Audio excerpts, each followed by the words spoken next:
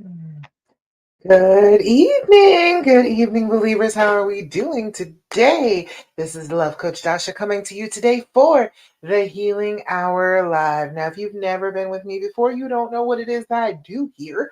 I am a love coach specifically for women who want to heal and who want to reconcile after infidelity. You have been cheated on. And I know that that is an incredibly difficult thing to have to go through. Just the decision of whether to stay or go or not is an incredibly difficult decision that you shouldn't even have to make. You shouldn't have to be put in that position. But if you do find yourself in that position, I want you to feel empowered. I want you to feel like you can make that decision, that you are not painted into any corners. You have the choice. You can make the decision of whether you're going to stay or not. It's not a matter of once a cheater, always a cheater. It's not a matter of anybody else's opinion. And you know there are a lot of opinions out there. I am here to tell you that that decision is completely on your own. And if you decide that that's what you want to do, guess what? I am here to help you with that. So, oh goodness, let me make sure that I can see everything that I need to see here. If you're joining me now, please make sure you do likes, comments, let the algorithm know you like me, okay? Let them know that you definitely want to hear about getting past this infidelity, finally being able to say whether you want to stay or go, all right? All right, I can see everything. All right, beautiful. So, what I do is I teach you about the fact that this is a trauma. You have been through a trauma. This is a real life thing that affects the rest of your life. People think that oh, it's just cheating, it's not that big of a deal, it shouldn't affect you that much, but it can actually affect who you are. If you stay in the pain and the suffering after this trauma, it changes the way your brain works. You're not the same person anymore. And you shouldn't have to do that. You shouldn't have to become a completely different person just because this trauma has happened to you and you don't know how to quite get through it, get past it. I am here to teach you that. All right. I want to tell you all that I know about this trauma in particular and how to get past it, how to get through it. All right. If you're with me now, make sure you give me likes and love. If you are here with me on the replay, hashtag replay, let me know you came through a little bit later. All right. All right. So, teaching you about this trauma, the first thing that everybody needs to know about the trauma is you need some deep breathing if you've been through trauma. I am sorry if you are not doing your deep breathing. It is going to be extremely difficult for you to overcome this physical reaction you're feeling because this is not in your head. This is not just, oh, I'm imagining it and I'm just thinking this up and over exaggerating it and making it be worse than it is. No, you're not. Okay. It is a real physical thing that is happening to your body. Just because it is an emotional thing doesn't mean that it doesn't have actual physical consequences for your body. All right. That's why the deep breathing is so important. When you do your deep breathing, you are actually teaching your body that you're not in danger anymore. I know this trauma happened. It sucks. It was painful. It was shocking. I don't want to go through it again. But right this minute, I am not going through it. I am taking my time. I am controlling my breath. I'm safe. All right. The more you can do that, the more days that you have of doing your deep breathing nice and calmly, nice and slowly, day after day after day, your brain will have to start believing that you are safe. It will always feel like, oh no, I should be afraid after this trauma happens. Absolutely, it will. But if you consistently do your deep breathing, you're teaching your brain what to do to expect that you're not going to be hurt. All right. Taylor, 85. I see you over there on Instagram. Hey, girl. All right, so we're going to do our deep breathing together. I don't care what type of deep breathing you do, as long as you do some, okay? And do it consistently through your day. I need you to do 5 times a day. I'm going to say that one more time 5 times, 5 times a day. I need you to do it consistently through the day. So it is always working with your anxiety level, bringing it down, getting it to a more manageable level. If it's way up above your head, how are you going to do anything about it? If you bring it down with your breathing, it's graspable, it's understandable. It is not some big looming monster waiting to eat you. Okay. So we're going to do our deep breathing. We do 4-7-8 breathing. Now, I like that pattern. That's the only reason we do 4-7-8 breathing. That's the one I do personally in my bed at night when I'm trying to go to sleep. That's the one I use, but you can use whichever one you like. It is breathing out first. You're going to exhale first. Get all of that air out of your lungs because you got a lot of excess carbon dioxide and stuff built up in there. We're going to exhale. Then we're going to inhale through the nose if you can for a count of 4. And then we're going to hold that breath for a count of 7. And then we're going to blow out like we're blowing out a cake full of birthday candles for a count of 8. Now, when you blow, make the sound of blowing, okay? Whoosh, okay? Make that noise. You want to create a trigger in your brain. When I make that sound, that is the sound of I am perfectly safe and sound and secure, and nothing is happening to me right now. It will train your brain. The same way we have negative triggers, we can create positive ones too. All right. You can create a positive one about anything, but this one is one that you will definitely need. And fun thing about this, if you are doing the blow, all right, your mate is going to notice that. He's going to know that you are doing your deep breathing, that you are taking the moment to regulate yourself instead of coming to him, instead of being mad at him, instead of starting some stuff. You are taking that moment to calm and center yourself. You're not coming to him to fix it. You're working on it on your own. He is going to witness that. He is going to see you do that. He's going to ask you, what's up with the breathing thing? What are you doing? And you let him know I'm doing my deep breathing. I'm doing my deep breathing. I am centering myself. I'm getting my emotions regulated because that I need to do that periodically throughout the day. And as you do this, he will know that that calms you down. He'll tell you to do your deep breathing. He will remind you, and he'll be proud of you for doing it. Okay. He'll pat you on the back. So if you're doing it on a consistent basis to the point where he can actually see you do it, he's going to be proud of you. He's going to help you along with that. All right. Just a trick. It's a fun thing that happens when you do the right thing. All right. So, first thing we're going to do is blow out, inhale for 4, hold for 7, blow out for 8. Make sure you make the noise. All right. First things first, blow out. Inhale through your nose. 2, 3, 4. Hold it. 2, 3, 4, 5, 6, 7. Blow out. 2, 3, 4, 5, 6, 7, 8. Again. Inhale. 2, 3, 4. Hold it. 2, 3, 4, 5, 6, 7. Blow out. 2, 3, 4, 5, 6, 7, 8. Last time. Inhale. 2, 3, 4. Hold it. 2, 3, 4, 5, 6, 7. Blow out. 2, 3, 4, 5, 6, 7, and 8. Beautiful. How does it feel when you do your deep breathing? Let me know. Tell me about the sensations you feel because remember, we are in our bodies experiencing a physical thing inside of our bodies. So, this will physically change how you feel if you do your deep breathing. Let me know how it makes you feel. Does it make you feel a little lightheaded, a little sleepy, a little wired? What does it do for you? Speaking of how do you feel tonight? Because it is 3 days out from the full moon. Okay. I always like to make sure that I remind you so that you know and you're very clear about what is actually happening.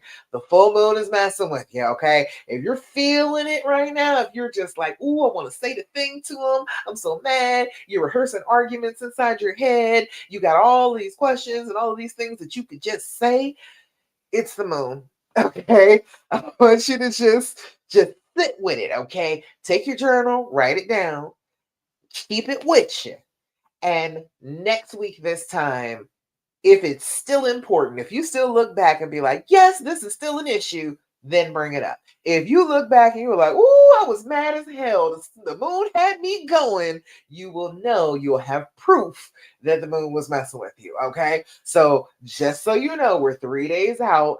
3 days out, it builds up over those 3 days. Then the moon hits, and that's a whammy. And then like it fades out for the next couple of days. I was a nurse for a very long time. I worked in a lot of medical facilities. I promise you this is a real thing. Okay. Ask any nurse. I know if you Google it, it comes up that, oh, it's just a myth. Uh-huh. Yeah, sure. I feel it. I feel it myself. I'm not even, working on a floor anymore, and I can feel it pulling on me. I can feel me ready to start an argument. I will, for no reason.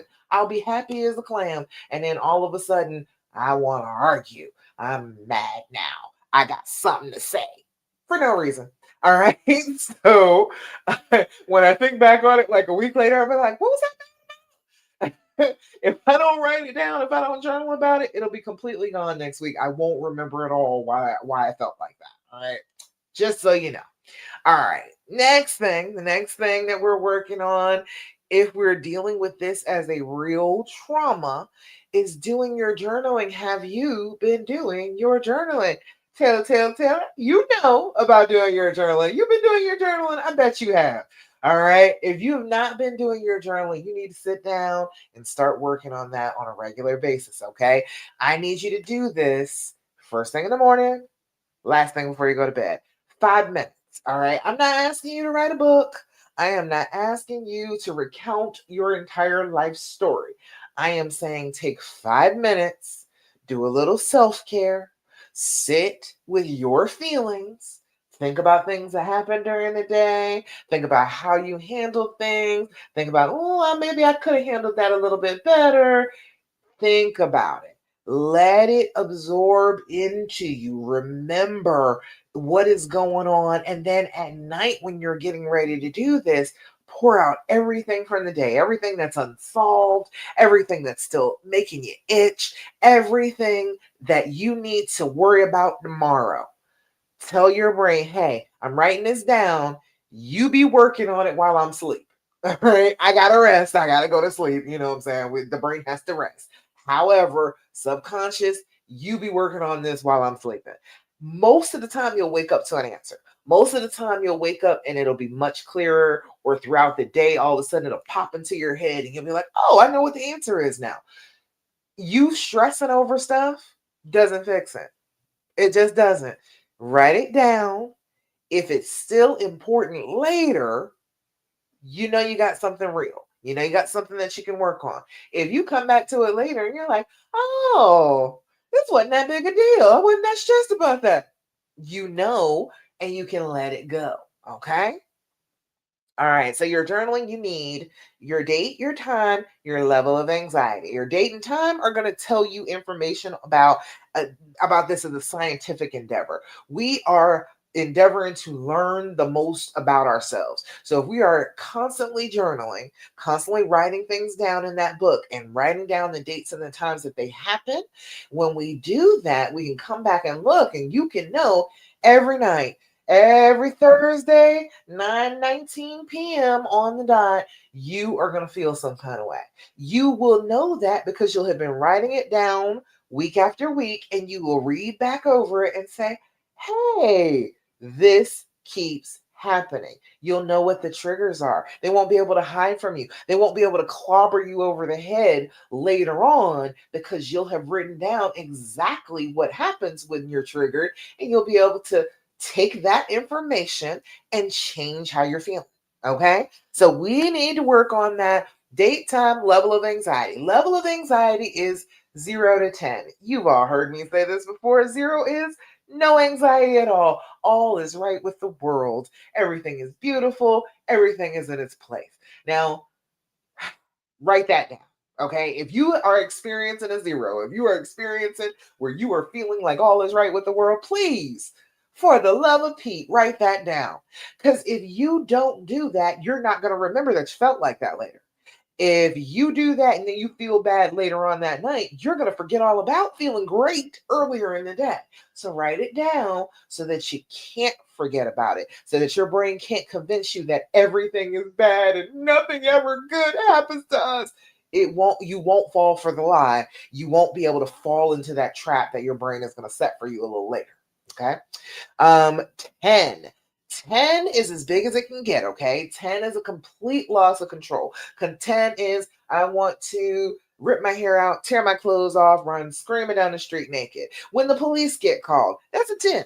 That's a 10. We have lost control of ourselves. Somehow or another, we are not adult enough to let ourselves be regulated to deal with this problem. We have to have police come and deal with it, okay? It's big time. It is way more than just sitting at your journal. So if you're just sitting at your journal and you're about to write down, I'm a 10 right now, you are not. Okay. The police ain't at your door, you're not at a 10. All right. You're not screaming, you're not throwing something, you're not at a 10. Don't write that down in that moment. 9, maybe. Sure. You could say 9.5, but you ain't a 10. Okay. All right. Now, 5 minutes in the morning, 5 minutes in the evening. That's going to cover a lot of the stuff that you need to deal with during the day. And then you'll be able to come back to it later on when you're in a different mood, when you're in a different state of mind, and be able to handle something in a much better way than you would have been in the moment when you were feeling it. Okay? Everybody make sense? Everybody feeling me on that? Let me know if you got any questions about your journaling or about doing your deep breathing. Let's see the next thing that, or about the full moon. The next thing that we are always going to talk about every time we get together, I want you to develop an attitude of gratitude, okay? I need you to really work on that. All right. If you want to heal from this, if you want to get to a better place after this infidelity, you're going to have to work on changing the brain changes that happen to you with this trauma. That's what we're working on. That's all this is consistently working on the changes that the trauma created inside your brain that you're not even really all the way aware of. You know the effects of them, but you don't totally understand what's happening. What is happening is your brain is in worst case scenario mode. It is sending adrenaline into your system. It is expecting the worst out of everyone. And if you are consistently thinking that, seeing that, believing that, that's how you'll act. You'll act on your worst impulses. That's, I think, how people end up cheating back. Because if cheating was that big of a deal, how come you can do it? All right. I think that's part of the reason that it seems like such a thing, because all you can think of is the negative. Everything seems bad. So you might as well do the worst thing that you can possibly think of. I'm here to let you know the way you change your brain from thinking about the negative all the time is to think about something positive. And being grateful is a kind of positive that your brain won't reject in that moment. In that moment, your brain doesn't want to hear that shit. Okay. It does not want to hear you talk about the good stuff in your life. However, you can be grateful. Okay. You can be grateful and it sneaks under the radar. Your brain doesn't automatically flag that as no, that's not true when you say you're grateful. Because if you're grateful, that's an internal thing. That's like objectively, like, I am grateful that the lights are on. Yes, I am. You can't argue with that, brain. Yes, I am glad my lights are on. And damn, I'm glad that the Wi-Fi is on too. All right. You don't have to argue as hard with your brain to believe you are grateful for something. And it's a step, it's an intermediate step in between feeling that misery and the sadness and the loneliness and the shock and all of that. It's a step in between that to happiness. All right. Your brain is not going to trust happiness. Have you tried being happy right after this happens as you're living in this trauma? Have you tried that? It's very difficult. It's a very difficult thing to do. So your brain is trying very hard not to accept anything, any kind of happiness. It wants you scared. It wants you thinking about this trauma. It wants you to make sure this thing never happens to us again. And That's great for if your life is in danger, but that reflex has changed over to emotional pain instead of just like life and death physical pain. So your brain is overreacting. Your brain is saying that this emotional pain is just as much of an emergency as all of the things that could kill you. Okay. We don't want to listen to that. We've got to stop that in its tracks. And the fastest, easiest way to do it is to be grateful. Okay. All right. So I am super grateful. I am grateful that this is a pretty color sweater, but I usually hate sweaters because they usually feel really weird on my skin. And this one's soft. Makes me happy. I am grateful for it. It feels good on my skin. And I'm like, and it's pretty. And I feel so good that I got a sweater that is not scratchy and makes me want to throw it. Makes me happy. All right. So I'm grateful for that. So let me know in the comments. I want to hear what you're grateful for. Post it up now. I know you've got something going on in your life that you are grateful for. I want you to go ahead and shout it out. And I'm going to shout it out to the world because we need to do that. We need to tell each other that good things still happen. In every group, every, place that you go, I'm like one of the more positive groups that you could go to. Most groups are like, oh, everything is so miserable and we should just get a divorce and it'll never be okay again. And it's a lot of trauma dumping, it's a lot of negativity. But here I want us to be trying very hard to encourage one another not to be discouraged, not to feel like, I am in a place where I can never get back from. Why would we want to believe such a thing? We have power. We have power and we've got to exercise it. All right. Tell. You said a not itchy sweater. Share from where? This came from. Where did this come from? Eloki, I think. Plus size fashions. I think it's ELOQUII. Maybe they'll give me some free stuff. But yeah, I think that's where I got it from. And I'm trying to tell it's so soft. It makes me want to pet it. It's so nice. I usually hate the way sweaters feel. I like the way they look, but God, I can't stand the way they feel. And this one is nice. You said you're grateful for being able to make dinner for the family. Oh, it's a good family time. Isn't that a beautiful thing? Get to all be together around the table, get to commune with one another, talk to one another about your days, the things that are interesting to you. I love that. I love the time that I get to spend coming home with my son in the afternoon. I ask him about his day, and I'm a mom, so I'm not trying to pry, but I want to hear about his day. So I ask him for one interesting thing that happened that day. I asked him if he had a good day and all, but I asked him for one interesting thing. And, usually you can come up with something interesting. Every now and again, he's like, nothing interesting happened all day. So it happens. But I'm grateful for that too. I'm glad you brought that to mind over there because I love to spend a little time with the family. All right, let's see. Anybody over here? Okay, I was making sure nobody on Facebook said anything. All right, so got the attitude of gratitude that we're working on. All right, you can do that every day. I'm trying to tell you, your brain changes and it changes fast. Okay, I don't want you to stay stuck in pain and turmoil with your brain roiling all the time and stressing you out. You don't have to stay like that. That gratitude practice, I tell you what, it repairs something. It makes you able to see the good again. And then that snaps you out of the automatic nature of the trauma. It's like if you are conscious about trying to find the best, um, your brain starts to look for that. You can train your brain to do it. You just gotta like it's a lot of work. It is consistent work, is what it is. But once you do it, like your brain wants to think of the good stuff. It wants to tell you nice stuff if you consistently look for it. All right. All right. Next thing. What's the last thing? The last thing that I'm always going to tell you every time we get together, ladies, Stop asking all those damn questions. Could you? Could you please?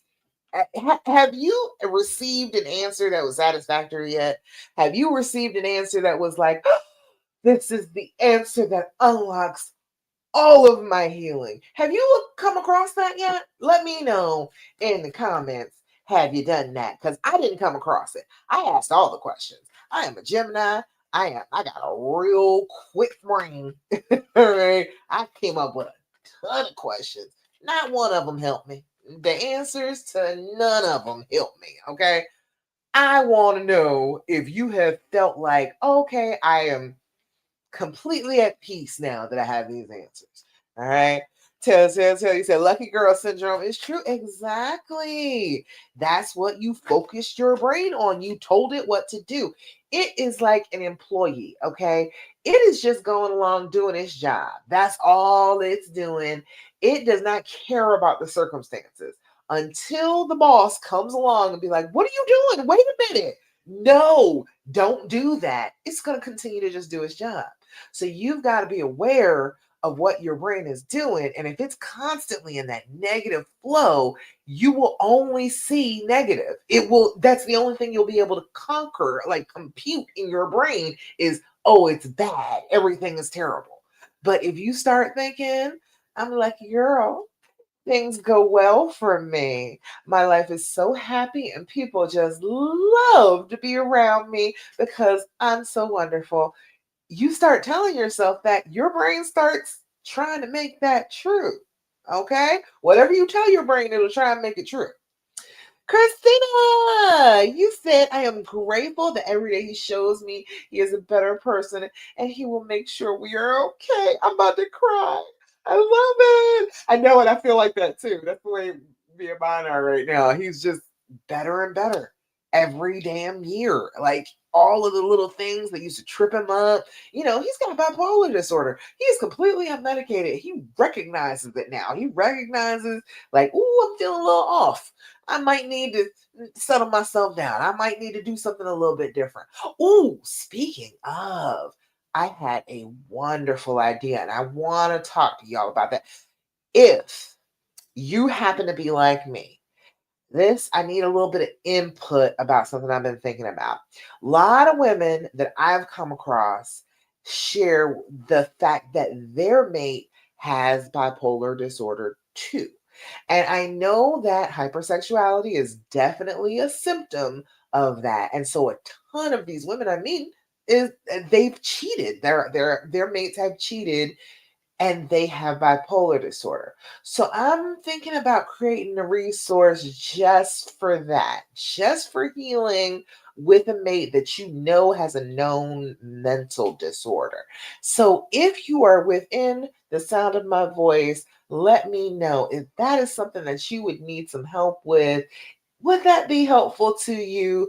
I want to make sure that we're covering all the bases as far as this cheating, because figuring out why is a huge thing. And if you have somebody who you know has a mental illness, then this falls under like the sickness and health thing in the vows. It's covered. So it's maybe a little bit easier for you to deal with. And it could be a group thing if you are struggling with that and have other women around you who are struggling with that. I've learned quite a bit about it. The patterns that show up and the things that he does, I can immediately tell that he is beginning to be manic, starting to have a depressive episode. I can always tell now. I couldn't back then, but I've learned a lot and I want to share that. So you all let me know if that would be helpful to you. A resource about dealing with this after knowing that they have a mental disorder. All right. All right. And now, since I had to remind myself, I knew I wanted to talk to you about that. Okay. So, last thing was the questions, right? I want you to stop asking questions. Now, there's a reason for this. And I know that everybody is stuck on that whole full disclosure thing. He's got to tell the complete truth. He's got to come completely clean before we can move on. I am here to tell you, I want that stopped. I want that stopped, and I want it stopped now. I know it seems like a great idea. I know it does. I know that everybody tells you that that's the way to go about it. They have to be able to bare their souls but for you to be able to heal them. I don't want us to keep feeling like they have to make our decision for us. Okay. That was what didn't work for me. When I was going through this with my husband, I kept waiting on him to make the decision for me. But he was in the throes of something that I didn't even understand. He wasn't even capable of making that choice at the moment. So I feel like the person who is cheating is not necessarily in their right mind. Even if it's not a mental disorder, I am talking about you are doing the wrong thing, knowing you're doing the wrong thing, feeling guilty about it, hiding it, covering it up, lying. You're not necessarily in your best state. So you shouldn't be the one to make this decision. I feel like we should be the ones. The person who is hurt by this should be the one to get to decide whether this relationship goes on or not. And I think once you make that decision, if you make up your mind, okay, look, you're going to get yourself together, we're going to be together, we're going to be all right. I think that changes a lot. If you keep going in and asking the questions over and over and over again, trying to find reason, trying to find an excuse to go ahead and do what you want to do in the first place, you're going to give yourself a headache. You're going to give yourself extra trouble for no reason. If you're asking all these questions and you want to be together, you don't want to break up, you don't want this to completely destroy your fairy tale with this person, then you just decide that. All right. That's why I'm having the decision big D challenge coming up. Okay. That's coming up in January. You're about to see all sorts of stuff about it in the group on Instagram pretty shortly here. It is coming up. Okay. Keep a look out for that. I want you to make the decision. But I digress. As you are asking those questions, you're asking for permission to go ahead and do what you want to do anyway. If you love this person and you want to be with this person, that's enough.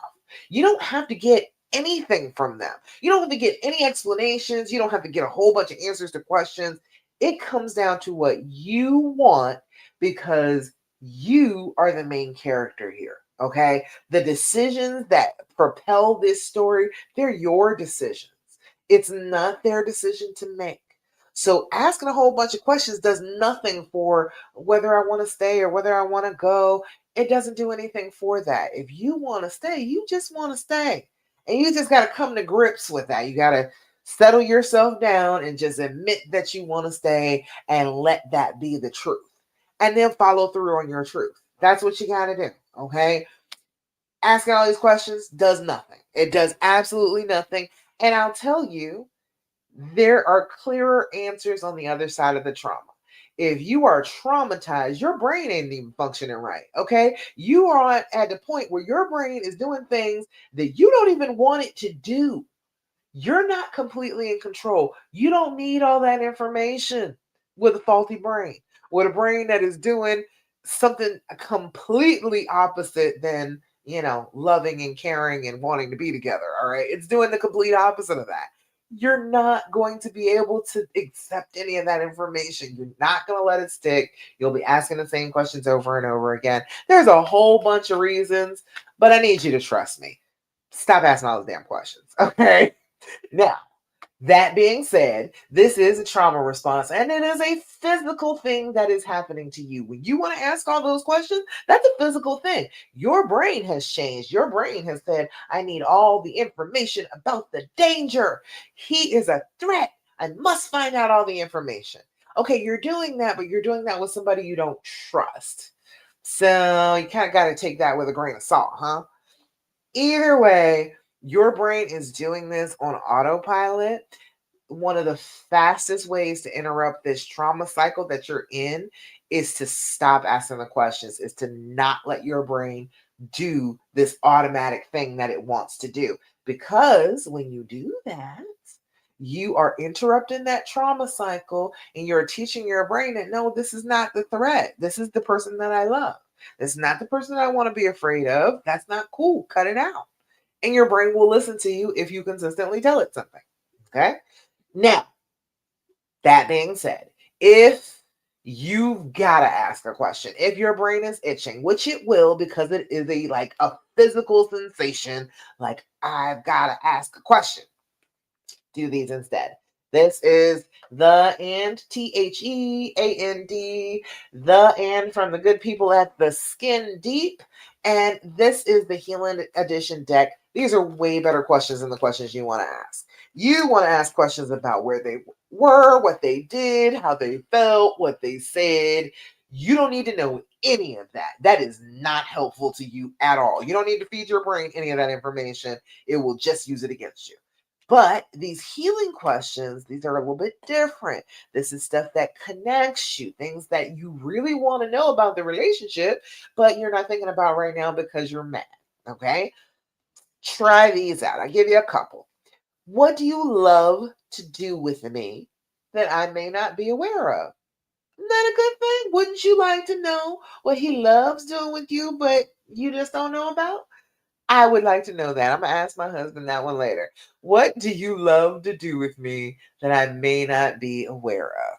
Excellent one right there. Next one. It's going to be what makes you care so much for me? Look at that. We are not saying, do you care about me? I don't know if you actually care about me. That's what you're saying. When you're saying, well, do you care about me? Do you love me? You're saying, I don't believe in your love. I don't see it. I don't feel it. I don't think that it's there. But when you say this, what makes you care so much for me?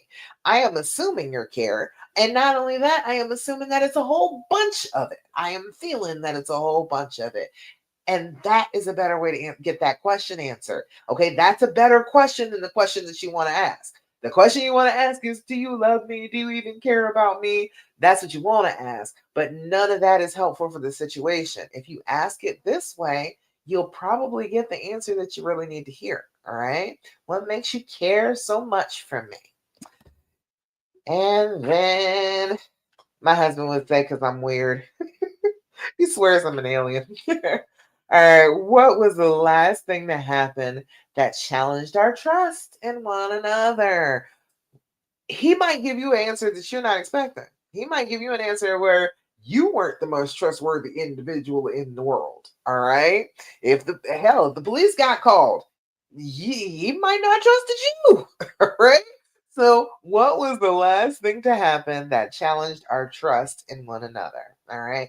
Tons of things that could be the answer to that, but it might not be about the infidelity. So, interesting thing to find out. If you do ask these questions, they have a rule where you don't have to answer the question if you think it's going to start a fight, think it's going to be a problem, but you got to look into your big mate's eyes for things like 30 seconds and then say pass. So there's a way to pass, but you should try and answer the questions if you can. All right. Let's see. Do we have any questions, comments, thoughts, complaints, anything going on? Let me know.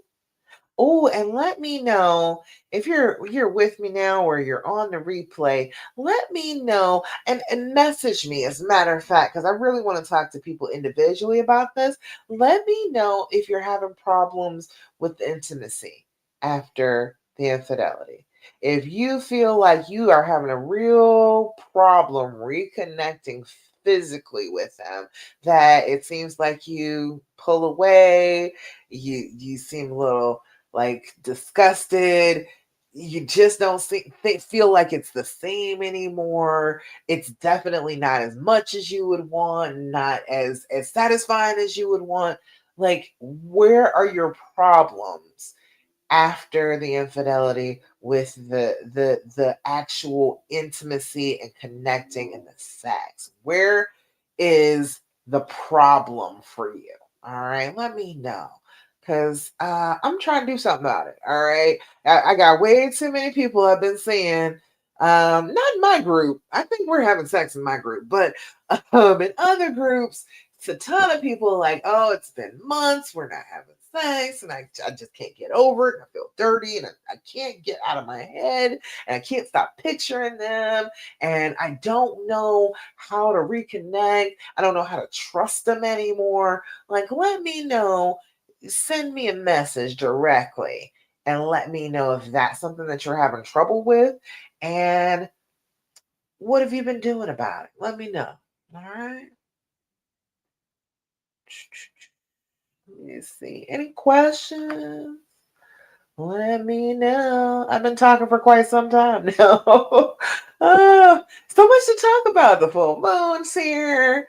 I got new stuff coming up. The Big D challenge is happening.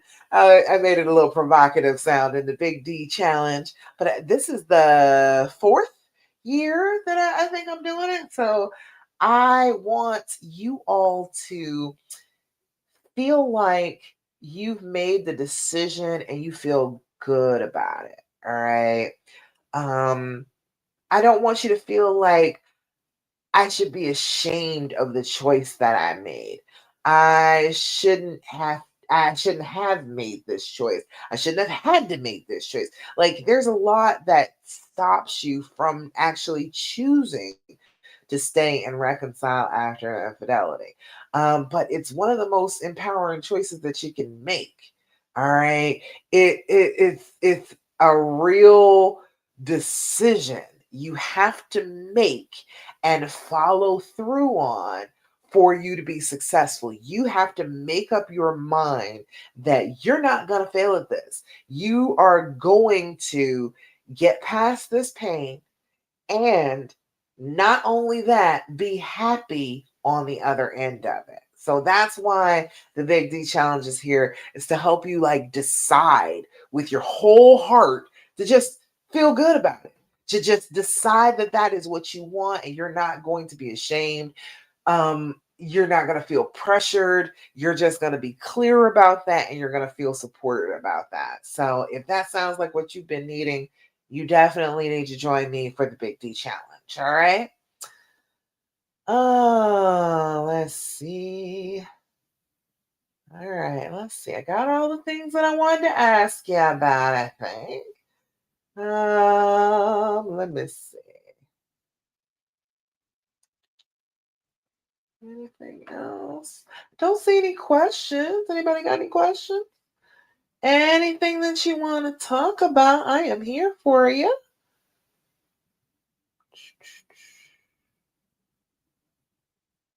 Oh, people dipped out on me, huh? I'm sorry.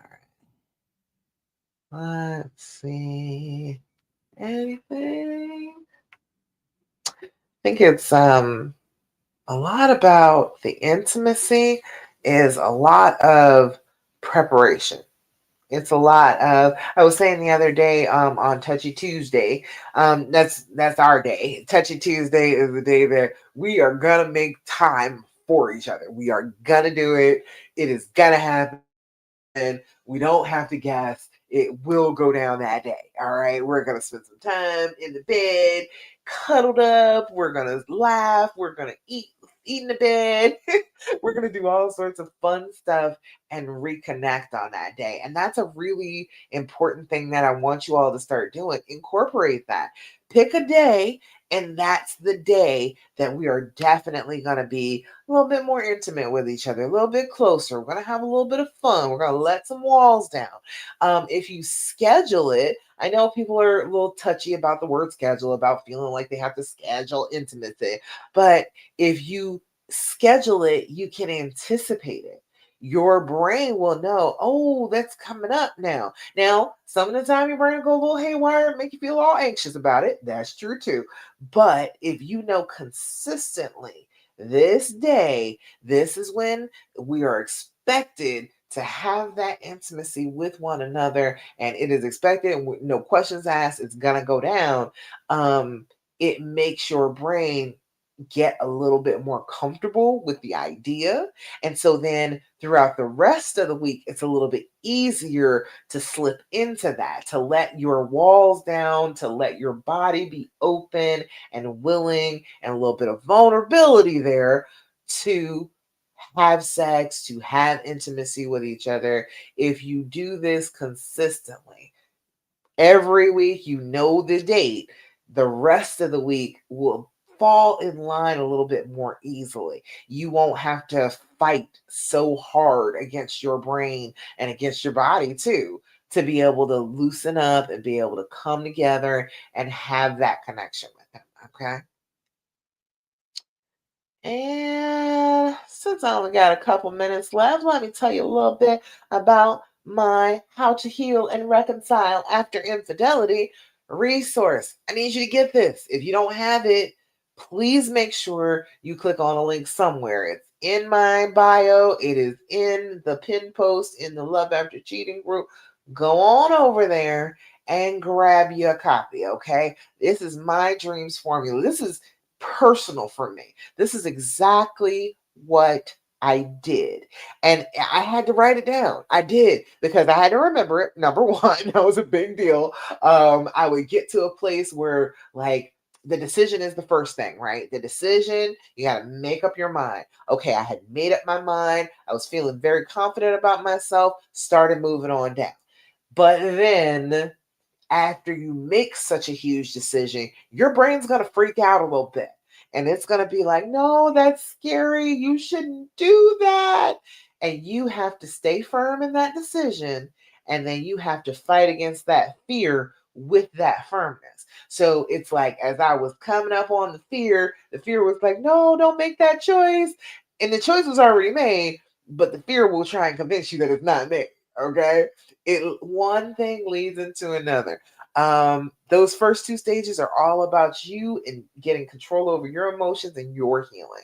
Then the third phase is the to evaluate what happened. That's the E of the dreams formula. Figure out why this happened. Now, not like your brain is doing, like the questions that we were just talking about, not like that. I am talking about getting your brain to use its more compassionate resources. Something was wrong here. Something bad happened. Your mate, somebody that you love very much, who hadn't really given you all that much reason to believe that this could happen, suddenly decided that it was a good idea to lie and cheat. Like, I can understand if they were always like that, okay, hey, you know what you got. But if they were not like that before, what happened? What the hell happened that went from safe, monogamous person to big old lying cheater? There's some problem there. There is something bad that happened in between those two things that you need to know about. And if you know them, you probably know their history, you probably know their traumas. Try and piece that together with what's going on now, probably will tell you a whole bunch. Going back to their past history and traumas and then why they did this today, it's usually correlating. It's usually the same thing. And if you can have some compassion for the person that hurt you, especially if this is a person you really, really love and you really, really want to be with, if you can have some compassion for them, that opens up your heart, it lets down the walls, it makes it so that it's a little bit easier to reconnect with them after the infidelity. Um, A is allowing the healing to happen. You got to let this happen. You got to let things go. You got to let yourself be okay in the moments. You have got to let yourself stop asking the questions. You have to allow yourself to heal. Your body and your brain are on that trauma path. They will do that automatically until the end of time. It's not a choice, it's an automation. So it'll keep on going. You've got to make a choice to stop that. To make yourself heal, you have to allow that to happen. You have to consciously decide that it's what you want and then make choices every day that align with that decision. Okay? So, you can go on hurting forever. Trust and believe me. If you're looking for somebody outside of yourself to heal yourself, you will not find it. There is no such person. There is nobody out there who is going to fix in here. It's only you. That's it. That is only person that can do it. So you've got to accept that challenge and then walk the walk. That's the way you heal. It is the only way you heal. There is no other path. All right. You have to allow that to happen.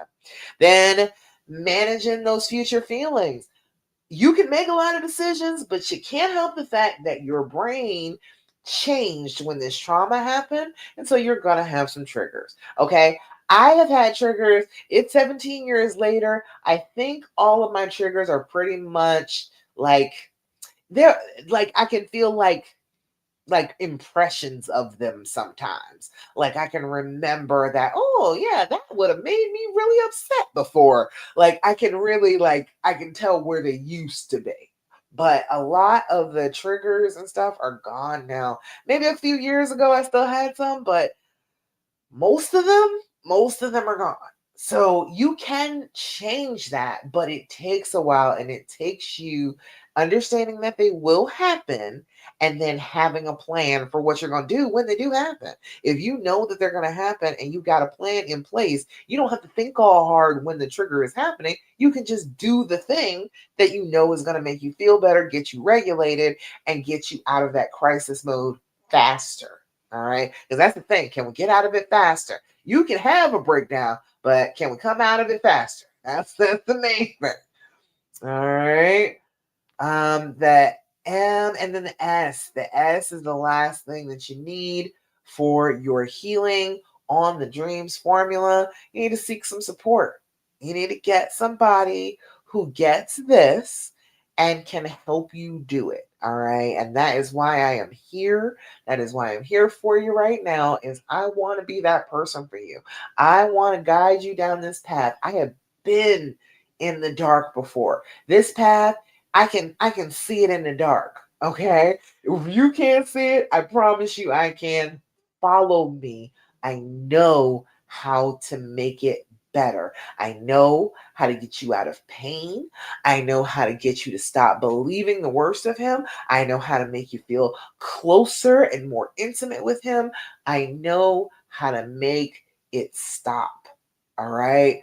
Join me on the healing path. All right. That is what I need you to do. Now, if you don't want to work with me, that's fine. But you got to find somebody who will tell you, hey, girl, you made this decision already. You want to be with him anyway. Stick to that. Put your feet on that path because you seem to be turning back. No, it's no turning back. You said he's your honey. He's the one for you. That's what we're doing. Mrs. Selby, I see you over there on Instagram. Hey, girl. We talking about getting on this healing path after infidelity. If you've been cheated on, but you want to heal, I am here to tell you how. All right. But you need that support. Who's going to tell you, yes, I know this is a scary thing to do, but I know you can do it. Hey, girl, I know you can do it. I want you to do it. I want to support you in doing it. You need that friend. Okay, you don't need the friend telling you, "Girl, you need to leave him. You teaching him how to treat you. You're being a pick me. You don't need that shit." Okay, that is the wrong person. Let them go. Don't listen to them anymore. They're gonna stress you out. They're gonna make you be divorced and alone because their bitterness, their fear is gonna feed into yours, and that's not gonna help you to heal at all. It's not gonna help you reconcile. You can't have somebody teaching you the opposite of what you need to do because it just will never work. Have you experienced that? Let me know if you have experienced you did all the things that everybody said to do and you still haven't healed from the infidelity. Let me know if that's your experience. But you need somebody who is gonna remind you to be compassionate, remind you that this is somebody you love and you know that he was hurting and you know that he did something very stupid because he was hurting. He did the wrong thing. Lots of people do the wrong thing when they're hurting. Okay. We're not at our best when we're in pain. So he didn't do the right things, but we're moving on past that. Remember, you need that friend. You need the friend who will remind you every time you keep looking at him like, why isn't he doing this, that, and the third? Why isn't he groveling? Why isn't he being more remorseful? You don't need all of that. The allowing this to happen comes from within you. If you want to heal, don't look for somebody else's behavior. You just start healing. You'll meet the behavior on the path. You just start. Don't worry about the other things. What do I need to do to heal myself in this moment? All right. Allowing that healing, getting closer again, loving each other. You want somebody to encourage you to go out on dates and have sex and to be close with the person that you love. If your friend is telling you no, you should just punish him. You shouldn't have sex with him. You should have sex with somebody else. That is not the friend you need to be listening to. Okay? They're gonna make you be alone. I promise you, because they're operating on fear and not on healing. Okay. And then you need a friend who is gonna know when you are triggered and be like, girl, I need you to get a grip. Okay. I need you to hold tight to your marbles because you are kind of losing them right now. You seem a little triggered, babe. What can we do to work through that? Matter of fact, I got your trigger plan right here. You're triggered by his phone right now. So what we're gonna do is we're gonna go shopping and get some coffee from Starbucks, and you are gonna calm the hell down and treat yourself so you can do some self care so you don't freak out about his phone being off. That's what the plan is. Let's go. That is what you need. You need the support who's going to do that. If you got support like that, bless you. I'm trying to tell you, it is a beautiful thing to have. But if you do not have support like that, I am here for you. I got mad programs. All right. It fits every budget, whatever it is that you are working with, and you need some help getting past this infidelity, loving again, trusting again, being vulnerable again, having sex again, all of the above. Hell, even deciding to stay in the first place. I am here to help you do that. So message me. Message me. I am here for you. All right.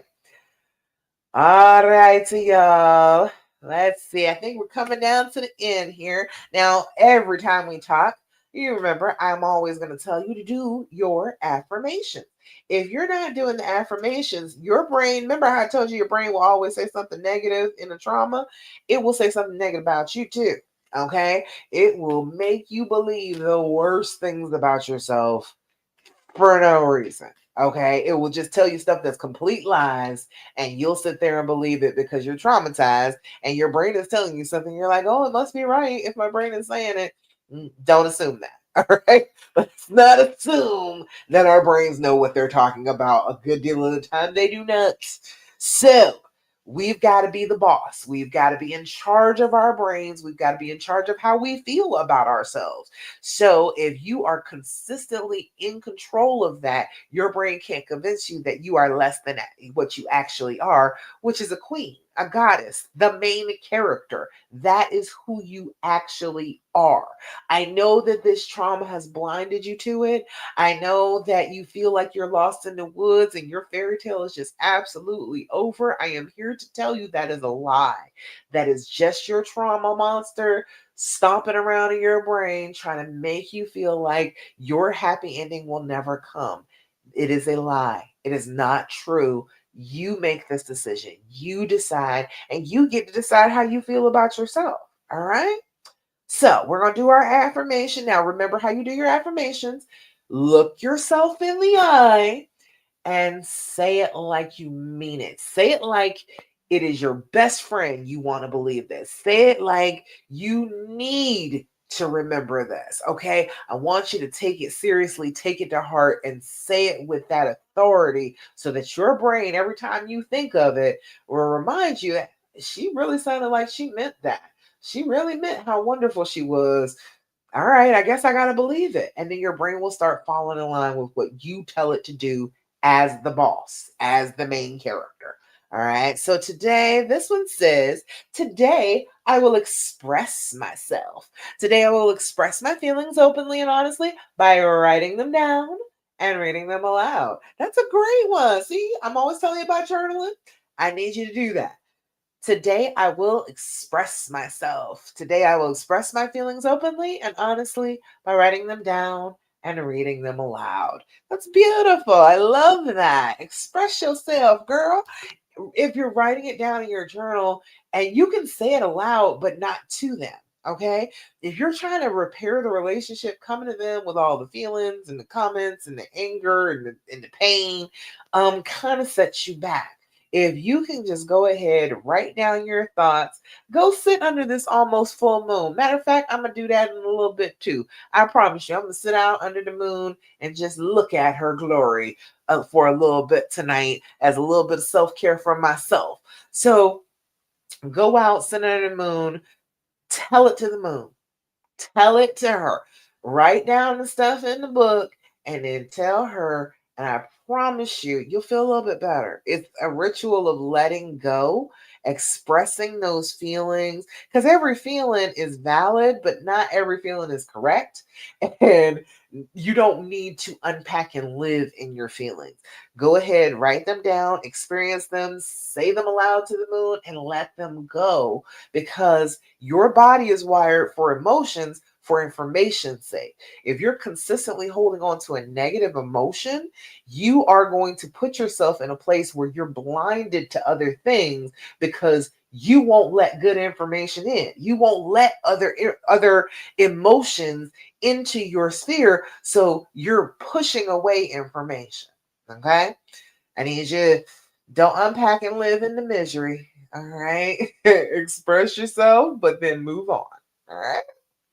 All righty, y'all. Anybody got any questions, comments, thoughts, complaints, anything else going on? Let me know.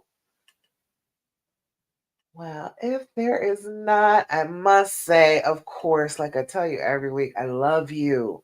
I love you. And I'm so, so proud of you for being the type of person who does have compassion, who is forgiving, who is trying to, on the monumental task of unconditional love. The fact that you're doing that, I'm super proud of you. We need more of that in the world. We need more love and forgiveness and understanding to spread for us to do better as humans. So you're taking on part of the role of leading us into the future just by loving, just by understanding the nature of forgiveness and implementing it into your life. You will show that light to other people. You think that it's just for you, it's just about you, it's just about your relationship. It is not. It is bigger than that. If you plant that seed and somebody else sees that you planted that seed and then you got a harvest from it, it was a good thing. You will convince them that it is a good thing to do, that they can forgive, that they can have compassion, that they can be open and vulnerable to the person that they truly love. And that spreads. That spreads like wildfire. And it's so good when it spreads. You will be um, at, an insight for somebody else. But you've taken these steps and you can lead somebody else. You can tell them, look, I want to inspire you that you can do this. You don't have to hurt forever. You can heal. You can reconcile. You can move on to higher levels with your honey. You can do that. I know you can do that because I'm only a couple of steps ahead of you. I am telling you, I know the way.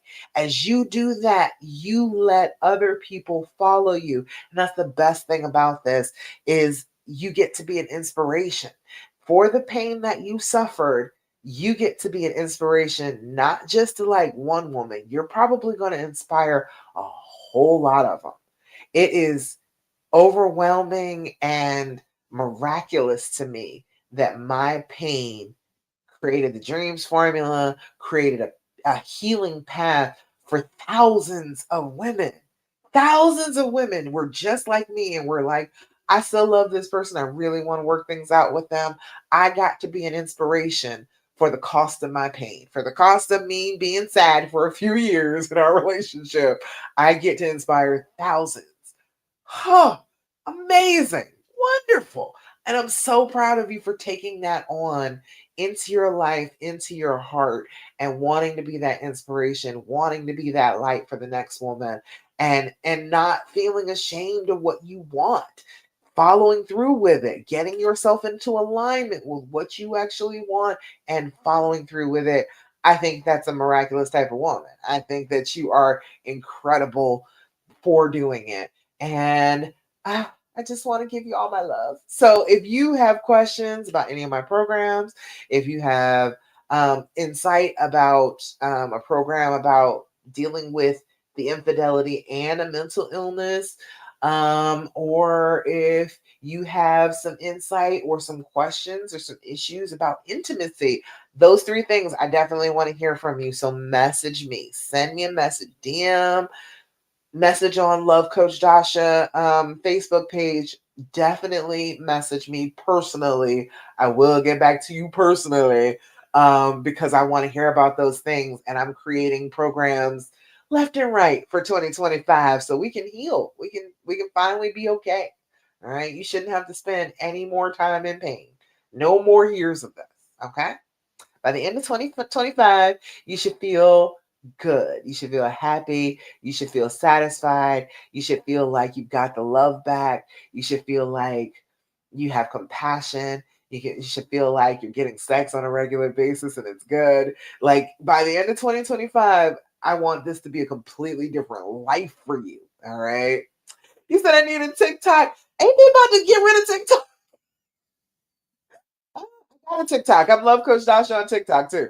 But I don't go up there a ton. I don't. It's too fast for me. I'm barely making videos. Lord, making reels every day, 3, 4 times a day. I don't know. I can't keep up with it. But I do have one. All right. I'm Love Coach Dasha everywhere. All right. All right, y'all. I think that's about it. That's all I got for you. But Mrs. Selby, if you want to talk to me, message me. We right here on Instagram, girl. Talk to me. Tell me what's going on. All right. That's all I got. All right. You said, oh, well, I could make more money there. I'm sure people would join. I'm gonna have to get up there. I know. I'm gonna have to do better. I'm gonna have to do better about making videos. I had gotten into it last year, but things happen, life happened, and I stopped making videos. So I gotta go ahead and go back. I will. Yeah, you're giving me good advice. I should take it. All right. All righty, y'all. That's about it. Thank you so much for joining me for the Healing Hour Live. I'll be back again next Thursday, 9 p.m. Eastern Standard Time, just like every week. In the meantime, remember, do your deep breathing, do your journaling, develop an attitude of gratitude, stop asking all those damn questions, and do your affirmations. All right. The basics will carry you through. All right. All right, y'all. That's it. Bye. Bye on Instagram and bye over here on Facebook and YouTube.